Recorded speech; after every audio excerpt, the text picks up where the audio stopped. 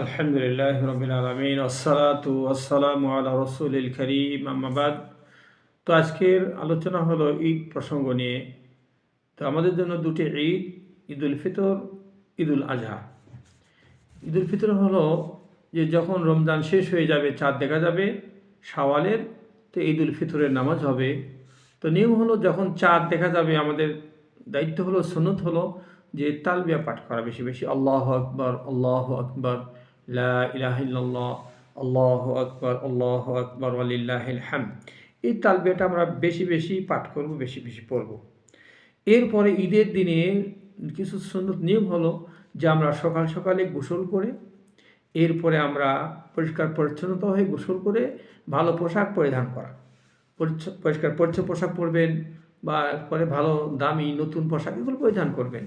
এরপরে পোশাক পরে আপনি সুগন্ধি লাগিয়ে ঈদগাহের দিকে যাবেন, এটাও সুন্নত। তো বিশেষ করে ঈদগাহে ছেলে মেয়ে সবাই যাবে, কিন্তু আমাদের দেশে এই ধরনের সিস্টেমটা কমই আছে।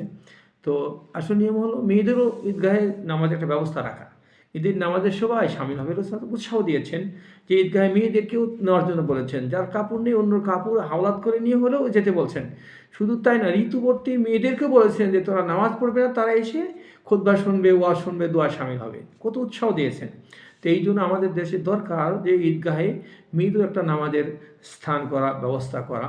তো যাই হোক, যেহেতু আমাদের দেশের সিস্টেম কমই আছে, তো বিশেষ করে মেয়েরাও কিন্তু ঈদের নামাজ পড়বে, তারা বাসাতে বাড়িতে আর অন্যদের মেয়েদের সাথে নিয়ে তারা ঈদের নামাজ পড়বে।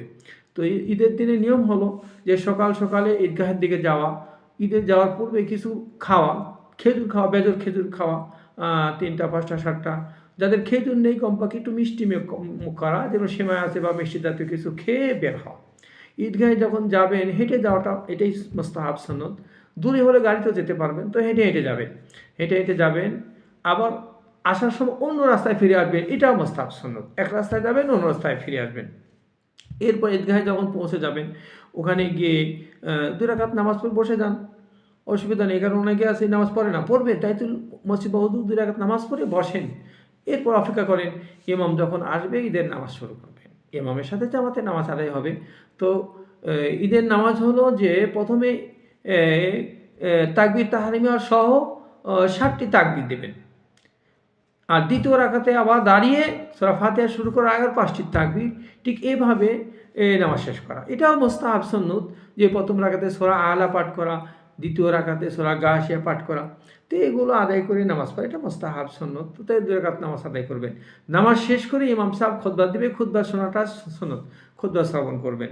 এরপরে খুতবা শুনে যখন বের হবেন, আমাদের দেশে কিছু নিয়ম আছে ভুল, যে কোলাকুলি করে, ভাই ভাইয়ের সঙ্গে মহানাকা করে কোলাকুলি না। কোলাকুলি হলো দূর থেকে কেউ এসেছে, অপরিচিত কেউ এসেছে, দেখা হয়নি, দূর থেকে এসেছে, চাকরি বা দূরে থাকে, আসছে, আপনি তার সাথে মহানাকা করেন, কোলাকুলি করেন, নিষেধ নাই, এটা আন্তরিকতা, ভালোবাসা, এটা করবেন ইনশাআল্লাহ।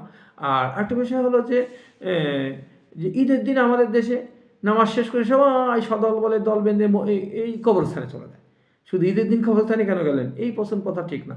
আপনি যখনই সুযোগ পাবেন তখনই যাবেন, কবর জিয়ারত করবেন, এটা সুন্নাত। কিন্তু শুধু ঈদের দিন খাস করে নেবেন আর স্থানে গিয়ে সবাই সদা বলে হাত তুলে দেওয়া, এটা ঠিক নয়।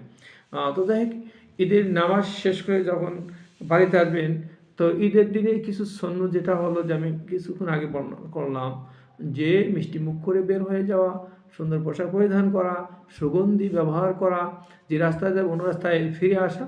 এইভাবে আপনি ঈদের নামাজটা আদায় করবেন, খুশি প্রকাশ করবেন। মুসলমানদের 2টা ঈদ, ঈদুল আজহা, ঈদুল ফিতর। তো দোয়া করি আল্লাহ সুবহানাহু ওয়া তাআলা আমাদের সবাইকে এর যেন ঈদের নামাজে অংশগ্রহণ করতে তৌফিক দান করে। তো ওই ভাইদের জন্য বলবো আফসোস, যারা নামাজই পড়ে না। আচ্ছা বলেন তো, ঈদের নামাজ হবে? ঈদের নামাজ সুন্নতে মুআক্কাদা। তো ঈদের নামাজের থেকে যে প্রত্যেকদিন 5 ওয়াক্ত নামাজ ফরজ ছিল, আপনি ফরজ পড়লেন না, আফসোস তাদের জন্য। আবার অনেক আছে রোজাও রাখেনি, ঈদগাহে যাচ্ছে, আজীব, রোজাই রাখেননি আপনি, আবার আপনার জন্য কিসের নামাজ? কোনোটি তো হবে না আপনার জন্য। হ্যাঁ, দোয়া করি অবশ্যই আপনি ফিরে আসেন, 5 ওয়াক্ত নামাজি হবেন, রোজা রেখেছেন, নামাজ আদায় করতে সুন্দর। তো এই জন্য ইনশাআল্লাহ দোয়া করি যে সমস্ত ভাইরা এবছর রোজা রাখতে পারেন, আগামীতে তওবা করবেন, তাদের জন্য সুযোগ করে দেয়।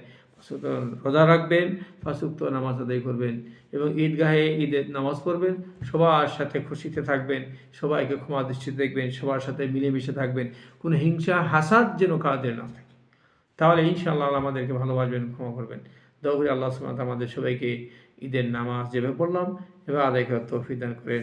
জাযাকুমুল্লাহ খাইর। আসসালামু আলাইকুম ওয়া রাহমাতুল্লাহ।